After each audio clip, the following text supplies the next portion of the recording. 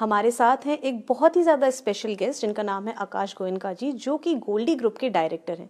सबसे पहले तो सर मैं आपका स्वागत करती हूँ ईटी नाउ स्वदेश में। बहुत बहुत धन्यवाद हमसे बात करने के लिए। सर हम बजट के बिल्कुल पास खड़े हैं। फरवरी 1 को हमारी जो वित्त मंत्री हैं वो बजट आगे रखेंगी और आप एक काफ़ी बड़े बिजनेसमैन हैं। अगर हम देखे जाएँ कि ये एक टियर 2 सिटी है कानपुर की, वहाँ पे तो आपका क्या मानना है कि अभी कानपुर में बिजनेस के लिए और अपना खुद का कोई कारोबार शुरू करने के लिए या फिर बसे बसाए कारोबार को आगे बढ़ाने के लिए कैसा मूड और माहौल है? कानपुर, जैसा कि हम लोग जानते हैं कि आज से करीब 200 साल से कानपुर में टेक्सटाइल इंडस्ट्री हो, चाहे ऑयल इंडस्ट्री हो, स्पाइसेस इंडस्ट्री हो या लेदर मैन्युफैक्चरिंग इंडस्ट्री हो, कानपुर शुरू से ही एक बहुत बड़ा औद्योगिक शहर रहा हुआ है। एंड यहाँ पे लाखों में लेबर फोर्स है। कानपुर में एक जो कानपुर हमेशा जिस चीज़ से जूझता था कि विकास के उस पर के ऊपर कि विकास कानपुर में एक जो कि कहा जाए आपका एक बुनियादी ढांचा जिसमें आपके हाईवेज़ हों, एयरपोर्ट्स हों और एक कनेक्टिविटी का माहौल हो, व्यापार करने का एक अनुकूल माहौल हो जिसमें डर नहीं हो आदमी में। तो उसके लिए मैं अपनी गवर्नमेंट को बहुत बहुत धन्यवाद देता हूं और इस बात का आभार व्यक्त करता हूं कि जो आज के दिन उत्तर प्रदेश में एक काम करने का माहौल बना है। तो मैं प्राउड से कह सकता हूँ कहीं भी जाऊँ कि आज मैं उत्तर प्रदेश से हूँ और मैं कानपुर से हूँ। अब आपके प्रोडक्ट्स की बात करें तो जैसा कि हम जानते ही हैं कि अभी रॉ मटेरियल्स जो चाहिए होते हैं फूड प्रोडक्ट्स या फूड इंडस्ट्री में काम करने के लिए या प्रोडक्शन करने के लिए, वो रॉ मटेरियल से लेके इंपोर्ट से लेके ट्रांसपोर्टेशन तक का कॉस्ट थोड़ा हाई पे जा रहा है।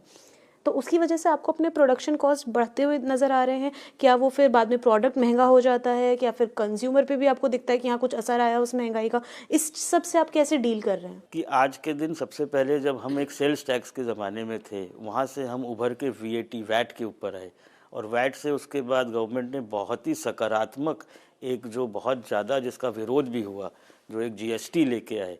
उससे सबसे बड़ा फ़ायदा ये हुआ कि आज पूरे देश में किसी भी प्रदेश में अगर कोई भी मैन्युफैक्चरर है तो वो अपने प्रोडक्ट्स को पूरे देश में उसी सेम टैक्सेशन पे बेच सकता है, जो कि पहले के जो डिफरेंशियल टैक्स थे अलग अलग प्रदेशों में उसमें ये मुमकिन नहीं था। उसमें एक मैन्युफैक्चरर दूसरे प्रदेश में बेचने के लिए उसको एक अलग से इन्वेंट्री मेंटेन करनी पड़ती थी, अलग एमआरपी का माल था जिसमें कई बार होता था कि एक एमआरपी दूसरे एमआरपी से मिक्स हो जाए और फिर जो वहाँ का लोकल मैन्युफैक्चरर था उससे कम्पीट करना उसको बहुत मुश्किल था।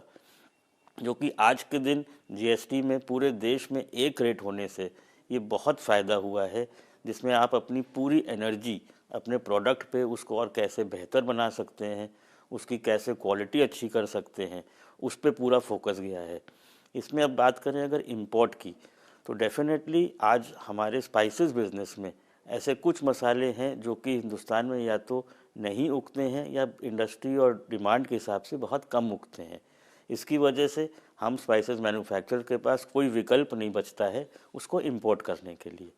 तो काफ़ी दशकों से इन मसालों के ऊपर एक एवरेज में जो 30% का टैक्स स्लैब है, किसी में 25 है, किसी में 35 है, आज भी वही प्रेवलेंट है जो कि आसपास के देशों में नहीं है।